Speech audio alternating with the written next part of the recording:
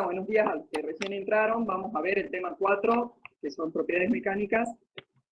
Y arrancamos con el problema número 1. Dice, una barra de acero y una de aluminio soportan una carga de 1000 libras fuerzas. Si el área de la sección transversal de la barra de acero es de 1 pulgada cuadrada, se desea saber cuál deberá ser el área de la sección de la barra de aluminio para que la deformación elástica sea igual en ambas barras. Y como datos nos da el módulo de elasticidad del acero y del aluminio. Entonces, fíjense que nosotros a partir de la definición de tensión, que es carga sobre el área transversal, yo puedo determinar la tensión del acero, porque conozco la carga, conozco el área transversal de la barra de acero, voy a poder conocer entonces la tensión. Conociendo la tensión y conociendo el módulo de elasticidad, voy a poder determinar, en definitiva, la deformación de la barra de acero. El problema me dice que cuál va a ser el área de una barra de aluminio, cuál va a ser el área que tiene que tener la barra de aluminio para que experimente la misma deformación que la del acero. Entonces, yo sé que esta deformación del acero también va a ser la deformación del aluminio. Entonces, ahora hacemos la inversa, digamos. Conozco la deformación de la barra de aluminio, conozco el módulo de elasticidad, podré determinar la tensión y conociendo la tensión y la carga, voy a determinar entonces el área de la barra de aluminio. Tiene que dar 3 pulgadas al cuadrado. No se preocupen en copiar las fórmulas y demás porque este PowerPoint yo se los voy a subir enseguida a la plataforma. Vamos al problema número 2. Dice, una varilla de sección circular que será utilizada en una suspensión debe resistir una fuerza aplicada de 45.000 libras. Para garantizar un factor de seguridad suficiente, el esfuerzo máximo permisible sobre la varilla se limita a 25.000 libras por pulgadas cuadradas. La varilla debe tener por lo menos 150 pulgadas de largo, pero no debe deformarse elásticamente más de 0,25 pulgadas al aplicar la fuerza. Calcule el diámetro que debe tener la varilla para las condiciones enunciadas. Y como datos también nos vuelven a dar el módulo de elasticidad o módulo de Young. Bueno, fíjense que nosotros sabemos que la tensión es igual a la carga sobre el área transversal.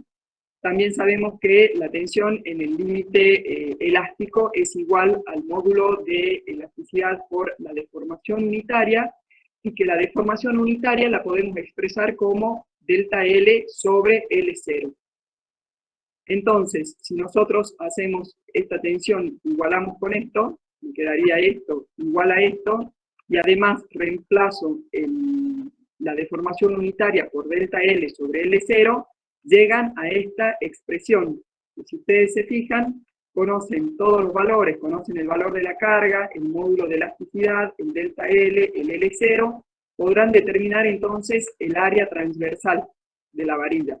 Y conociendo el área transversal, y como les dice el problema que es una varilla de sección circular, saben que el área es pi por diámetro al cuadrado sobre 4, entonces podrán determinar el diámetro de la varilla que les debería dar 1,85 pulgadas. Vamos al problema número 3. Dice lo siguiente, los datos de la tabla que figuran más adelante y de la figura adjunta corresponden a un ensayo de resistencia a la tracción de una aleación no ferrosa. Sabiendo que la probeta tenía un diámetro inicial de 14,12 milímetros, que su diámetro final a la rotura fue de 1,42 milímetros y que se usó una longitud calibrada de probeta inicial de 50,8 milímetros, se pide determinar el esfuerzo de prueba del 0,2%, la tensión al límite de proporcionalidad, el límite de resistencia a la tracción, el porcentaje de alargamiento y el porcentaje de fricción a la rotura. Y fíjense que el problema les da un diagrama de carga versus deformación y también les da la tabla a partir de la cual se hizo este diagrama. Esta tabla está para que cuando caigan en los puntitos estos, en los valores, directamente vengan y se fijen en la tabla antes que estar determinándolo aproximadamente del gráfico, ¿sí?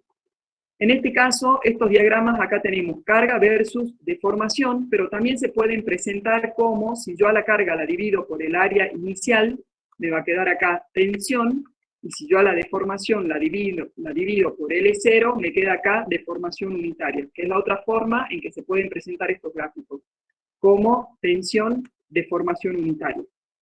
El dibujo es lo mismo porque fíjense que acá están divididas por una constante y acá también se divide por una constante, con lo cual la forma del gráfico es la misma.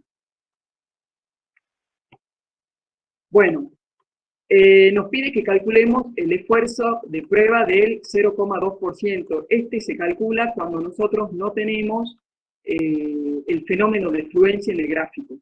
¿Cómo hacemos para determinar este esfuerzo de prueba? Lo que este esfuerzo de prueba significa es la carga capaz de producir un alargamiento permanente del 0,2% de la longitud inicial. ¿Y cómo lo determinamos en el gráfico? Lo que hacemos es calcular el 0,2% de L0, ¿sí? Que va a ser 0,002. Esto va escrito en tanto por uno, no como porcentaje, ¿sí? Va la fracción por la longitud inicial y acá en este caso les da 0,10. Entonces, lo que hacen ustedes en su gráfico es trazar una línea paralela a la zona elástica, o sea, esta es bien paralela a la zona elástica, y la pongo que arranque acá en 0,1, que es en definitiva el 0,2% de L inicial. Donde esta recta paralela a la zona elástica corta a la curva es la que me va a dar en definitiva la carga de prueba, en este caso porque estamos en un diagrama de carga. Si esto estuviera dividido por el área inicial, sería la tensión, ¿sí? Entonces, de acá sacaré la carga, que en este caso es igual a 12.000 kilogramos fuerzas, o igual a 12 toneladas, y me pide el problema que el esfuerzo de prueba lo expresemos en kilogramos fuerza por centímetros cuadrados y en megapascales. Fíjense que en este gráfico solo estamos sacando el valor de la carga, por lo tanto, el valor de la tensión va a ser el valor de la carga sobre la sección inicial. Ustedes tienen como dato el diámetro inicial, con lo cual esto lo calculan sin ningún problema, y van a determinar entonces la tensión al 0,2%, en principio en kilogramos fuerza por centímetro cuadrado, y después los pasarán a megapascales, que un megapascal es 10,19 kilogramos fuerza por centímetro cuadrado. En definitiva es correr la coma en lugar, ¿sí? Esto le va a quedar 7.663 kilogramos fuerza por centímetro cuadrado y 766,3 megapascales. B, me pide la tensión al límite de proporcionalidad. La tensión al límite de proporcionalidad la determinamos poniendo la regla en la zona esta de proporcionalidad y determinando el valor, el último valor, digamos, que se mantiene sobre esta recta, ¿sí? Entonces, de acá vamos a sacar el valor, que fíjense que cae justo en este puntito, así que se van a la tabla y se fijan cuánto es este valor, que es 9.180 kilogramos fuerza, lo dividirán de vuelta por el área inicial para tener el valor de la tensión, y lo tienen que pasar también, tienen que dar el resultado expresado en megapascales. Para determinar el límite de resistencia a la tracción, lo que tenemos que obtener es la máxima carga. La máxima carga, o el valor máximo de la carga, me va a dar, en definitiva, me va a dar la carga máxima, que si la divido por el área inicial, obtendré lo que se llama límite de resistencia a la tracción, o la tensión máxima. Y también la tienen que poner en kilogramos fuerza por centímetros cuadrados y en megapascales. Después me pide el porcentaje de alargamiento a la rotura, que se lo calcula como delta de L sobre L0 sobre 100, y este delta de L es el que corresponde a la deformación que tiene la probeta cuando se rompe. Por lo tanto, del gráfico, el último valor que me aparece corresponde al delta L de rotura, que es esto, 1,3. Conocen la longitud inicial, determinarán entonces el porcentaje de alargamiento a la rotura, y finalmente lo que pide el problema es el porcentaje de fricción a la rotura, que se lo calcula como la superficie inicial menos la final sobre la inicial por 100, y ustedes tienen como dato el diámetro inicial y tienen como dato el diámetro final, con lo cual no tendrían ningún inconveniente para poder calcular este porcentaje de fricción a la rotura. Esto suele ser problema de parcial. Vamos al otro, al problema número 4. Dice, una barra de acero de 55 centímetros de longitud y 2,5 centímetros de diámetro tiene sus extremos perfectamente fijos e inmóviles. A la temperatura de 230 grados centígrados, dicha barra no está sometida a ningún esfuerzo y luego comienza a disminuir la temperatura a razón de 0,7 grados centígrados por minuto. Sabiendo que las características del acero son humedad, la carga de rotura, el límite de elasticidad, el módulo de elasticidad, el coeficiente de dilatación térmica, el alargamiento uniforme, dice, se desea saber a qué temperatura llegará la tensión de la barra a igualar el límite de elasticidad del material y cuánto tiempo necesita para hacerlo. Entonces, fíjense que este es un problema donde les va a dar, donde tienen más datos de los que van a utilizar. Les aviso esto porque hay algunos problemas que tienen más datos de los que se utilizan y están puestos a propósito. Así que ya van sabiendo esto. Fíjense que si nosotros tenemos una barra que no está empotrada o que está empotrada en uno solo de sus extremos, si se modifica la temperatura, ya sea que aumente o que disminuya, la barra se va a poder dilatar o contraer tranquilamente, sin ningún inconveniente. En el caso del problema, lo que tenemos es una barra que está empotrada en ambos extremos, que tenemos una temperatura inicial, dice, de 230 grados centígrados, y que la temperatura comienza a bajar, con lo cual la barra va a tender a contraerse. Pero como la barra está empotrada en los extremos, aparecen sobre estos extremos esfuerzos de tracción que van a impedir que la barra se contraiga. De estos problemas también existe la versión donde tenemos la barra y la temperatura aumenta, ¿sí? Entonces, en el caso ese, cuando la barra está empotrada y la temperatura aumenta, la barra va a tender a dilatarse, pero como está empotrada, van a aparecer sobre los extremos de la barra, esfuerzos de compresión, ¿sí? Bueno. Entonces, el problema pregunta a qué temperatura va a llegar la tensión de la barra a igualar el límite de elasticidad del material y en cuánto tiempo va a alcanzar esa temperatura. Fíjense que en estos problemas aparece una ecuación que no la tienen en la teoría, que es esta, que es la definición de coeficiente de dilatación térmica, que en definitiva es la relación entre la variación de la longitud, la variación relativa de la longitud, por unidad de temperatura, ¿sí? Fíjense que nosotros conocemos, en este caso, conocemos el coeficiente de dilatación,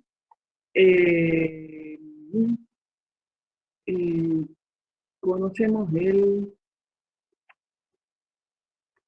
conocemos la deformación unitaria, que si ustedes se fijan, de este coeficiente de dilatación, a este coeficiente lo podemos expresar como la deformación unitaria, que va a ser este delta de L sobre L0, sobre la variación de temperatura. Entonces, de acá conocemos el coeficiente, conocemos la deformación, y vamos a determinar el gradiente de temperatura a partir del cual la barra, digamos, va a alcanzar la deformación unitaria. Que la deformación unitaria, ay, esperen, me perdí. Porque es otra cosa, me perdí, esperen. No puse nada acá, ¿sí? Perdón, ¿no? Esperen que piense un poquito.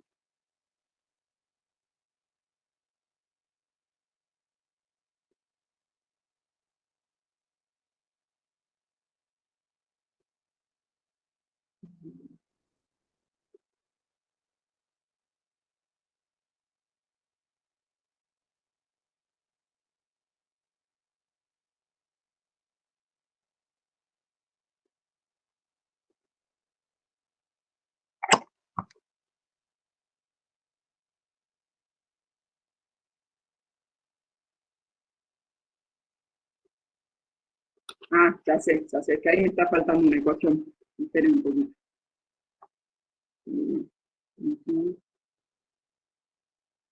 Ahí está, me está faltando acá para llegar a este módulo, esta tensión, a la deformación unitaria. Ustedes esta deformación unitaria la van a obtener perdón, me voy a ir perdón que haga este lío, pero si no después le voy a escribir cualquier cosa.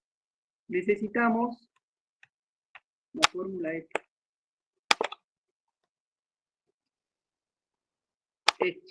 Fíjense.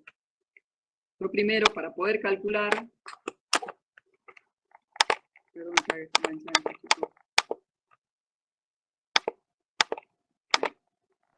Ah, pero ahí está, ¿ve? Ah, no, ya sé, está como animada la diapositiva, por eso no me parece. Bueno, vamos de vuelta. Esperen un poquito. Perdón, voy a compartir. Ah, no, está compartida. Ya me parecía, esperen, que saben que está animada. Ahí está, eso me faltaba. Fíjense que nosotros en este problema, vamos de vuelta. Dice, se desea saber la temperatura a la que va a llegar la tensión de la barra a igualar el límite de elasticidad del material. Entonces, yo conociendo el límite de elasticidad del material y conociendo el módulo de elasticidad, voy a poder determinar la deformación unitaria.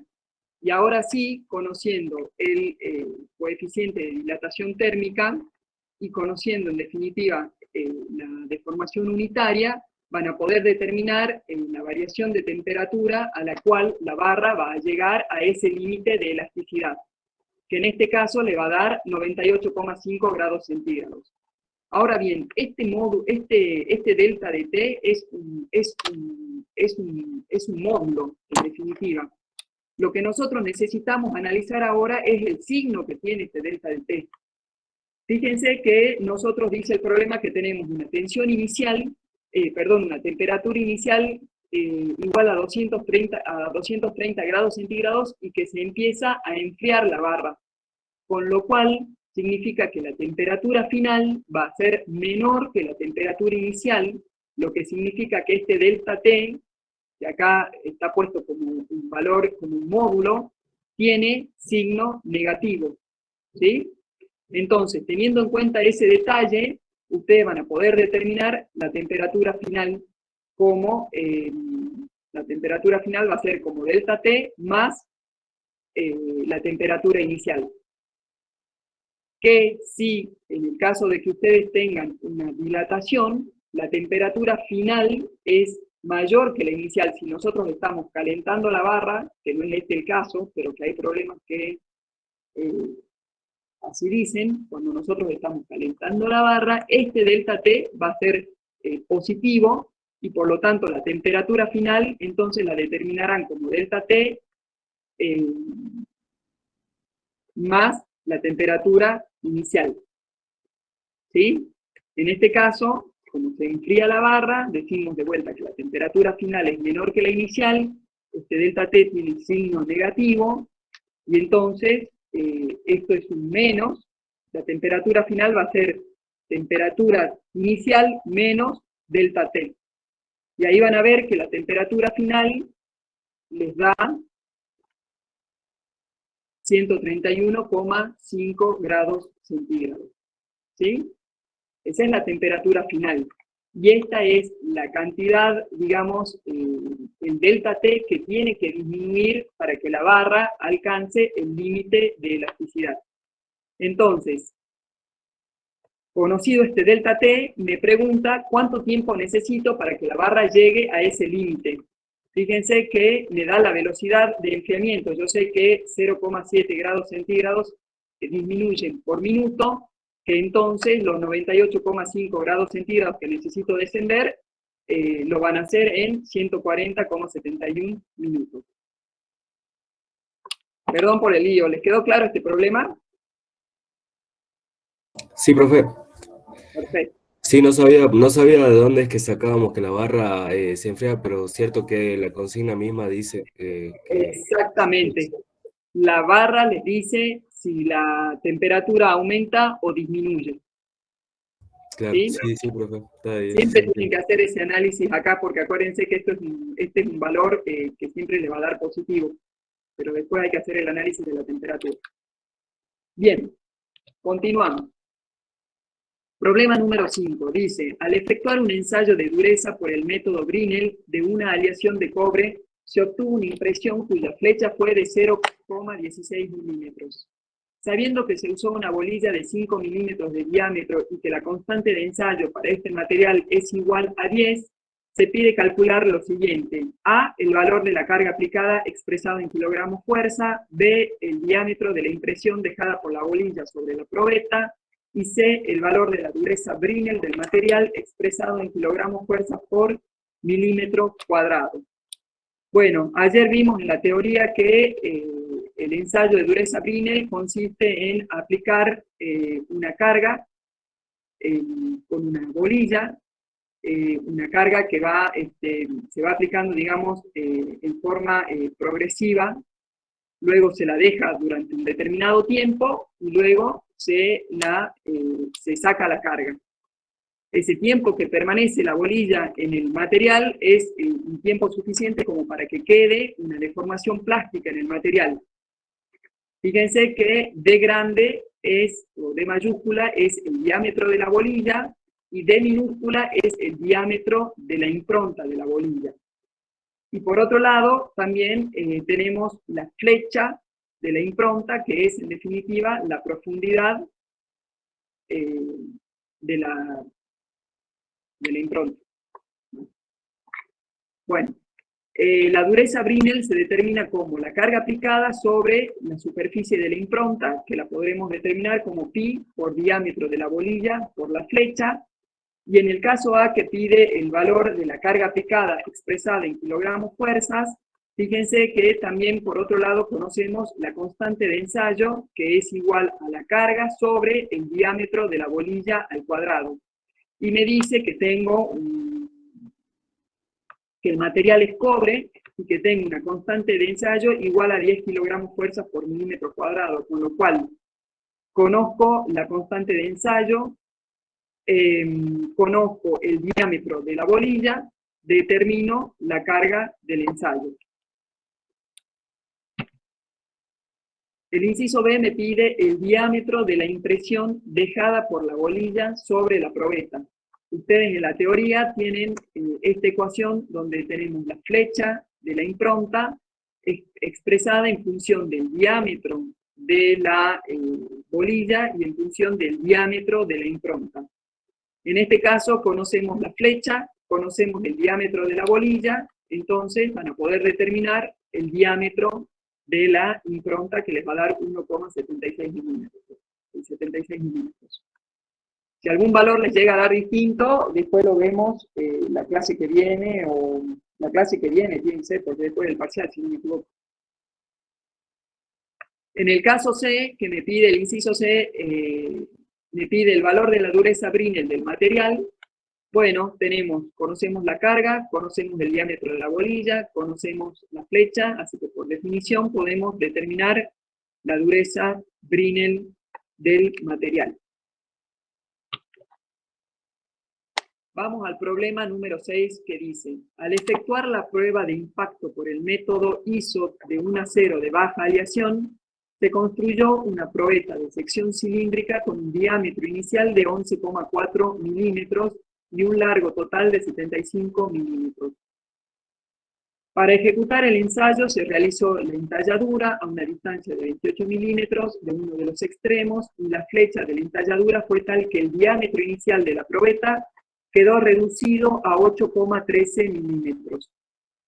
Al realizar la prueba de impacto se usó un martillo al cual se le suministra una energía potencial inicial de 16,6 kilogramos fuerza por metro. Se pide calcular el valor de la resiliencia del material, sabiendo que luego del impacto el martillo tenía una energía potencial final igual al 53,72% de la energía potencial inicial.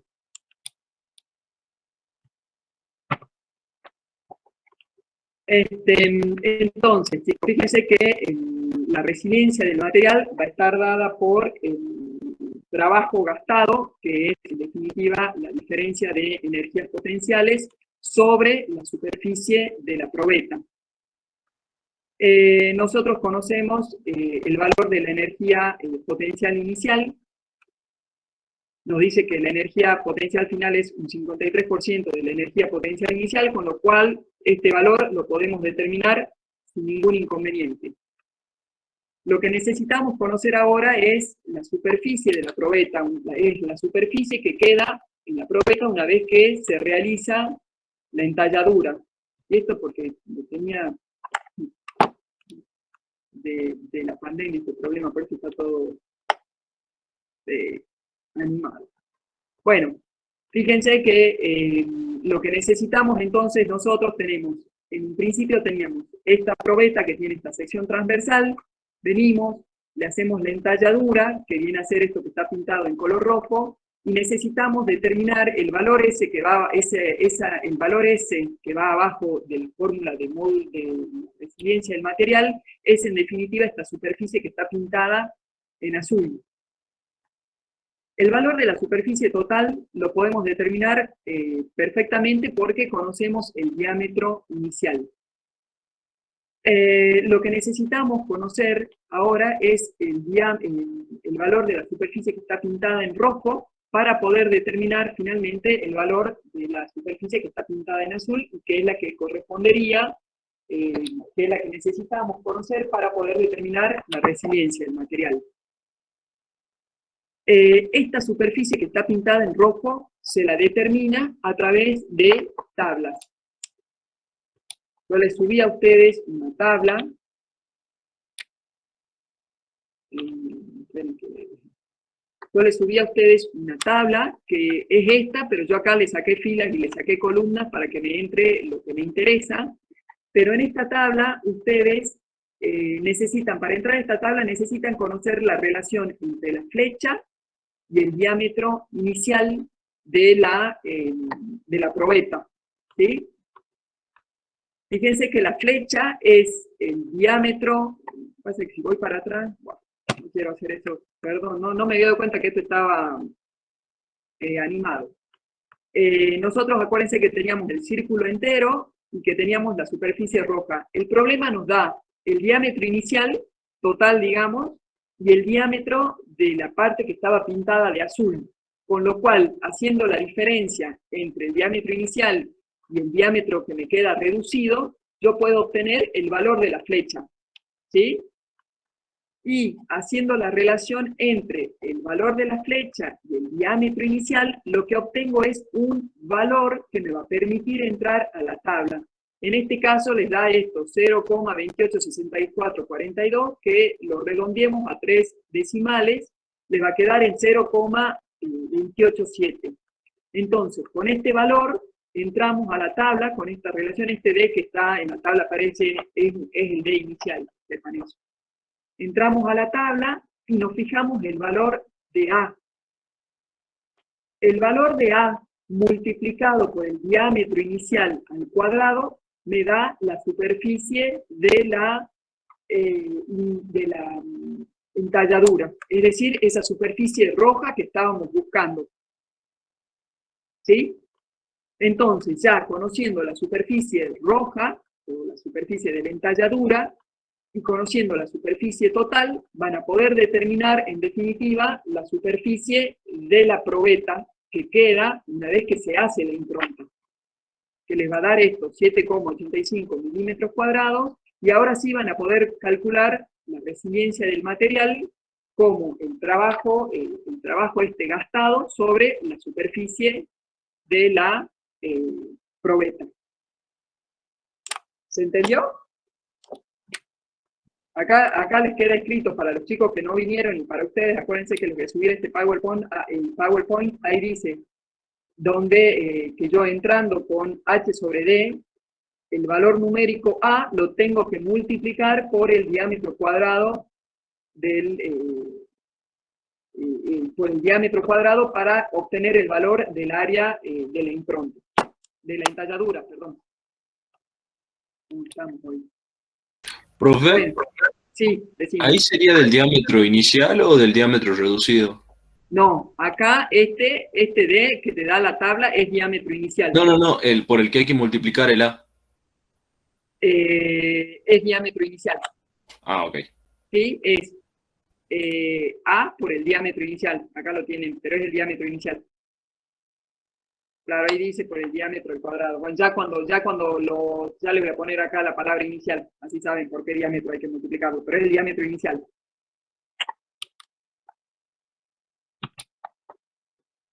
Y bueno, y vamos al último problema.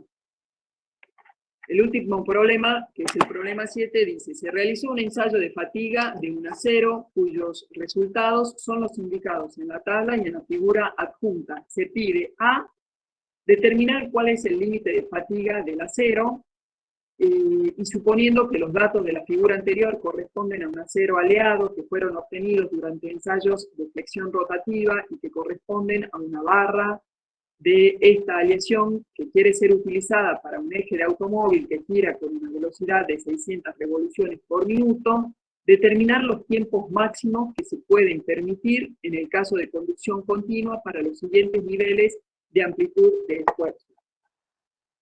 Y fíjense que, bueno, les da las distintas tensiones. Acá en definitiva tenemos tensión versus ciclos, versus número de ciclos, ¿sí? Entonces, en el inciso A que me pide determinar cuál es el límite de fatiga del acero, el límite de fatiga, en definitiva, es la tensión por debajo de la cual no se produce rotura por fatiga. Y en el caso de los aceros se toma directamente como número de ciclos igual a 10 a la 7, a la séptima. Entonces, yo entrando al gráfico con este valor, obtengo del eje de las Y, en definitiva, el esfuerzo de límite de fatiga, que acá le va a dar igual a 290 megapascales en este problema. Y después lo que les pide es determinar los tiempos máximos que se puede permitir la conducción continua de esta barra que va a girar a 600 revoluciones por minuto para las siguientes tensiones. Entonces, fíjense que el número de ciclos yo lo puedo expresar como la frecuencia por el tiempo. Con lo cual, el tiempo lo voy a determinar como el número de ciclos sobre la frecuencia. ¿Sí? Entonces, ustedes van a entrar con la tensión de 450 megapascales y van a determinar el número de ciclos. Reemplazarán acá sobre los 600 revoluciones por minuto y van a obtener el tiempo para A, el tiempo para B y el tiempo para C. El tema es que en C, si ustedes se fijan, les dice 275 megapascales y ese valor no corta la curva.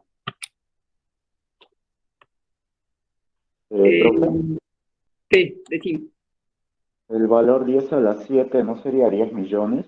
El gráfico dice que el valor que usted tomó eran 100 millones. Y acá tengo, mirá, tengo 3, 6 y 1 más, 7 ceritos. 10 a la 7, ¿no sería?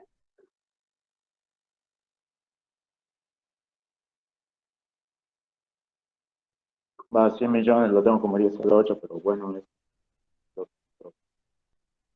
Ya me voy a fijar, che, estoy en notación científica. Bueno, ya me voy a fijar. Fíjense, pero ahí en la teoría, fíjense bien, perdón, en la teoría dice por 10 a la 7, fíjense que para los aceros se toma 10 a la 7, si estoy entrando mal, bueno, ya me voy a fijar bien si estoy equivocada o... Sí, profe, está mal porque fíjese que son 6 para llegar al millón, 7, 10 millones y 8, 100 millones. Bueno, tomen bien ustedes entonces el valor. Perdón. Tomen bien el valor. Ahí, fíjense en los apuntes, les dice qué valor se toma en el caso de los aceros.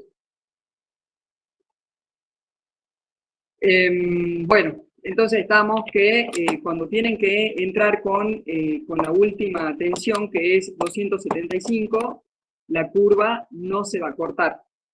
Y cuando eso pasa, lo que se toma es directamente un N mayor a 10 a los 8 ciclos. Y que, en definitiva, digamos, es lógico que a los 275 no se corte porque la tensión límite es a los 290. Entonces, vamos de vuelta.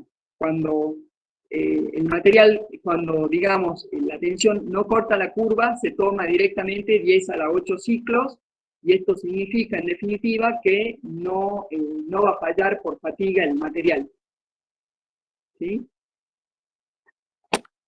Entonces, y con eso terminaríamos el TP. Con respecto a la entrega de los trabajos prácticos, hoy es miércoles, tienen hasta el miércoles que viene para entregar este trabajo práctico en el laboratorio. Déjenlo, si están las chicas se lo dan a la chica, y si no, lo tiran por debajo de la puerta.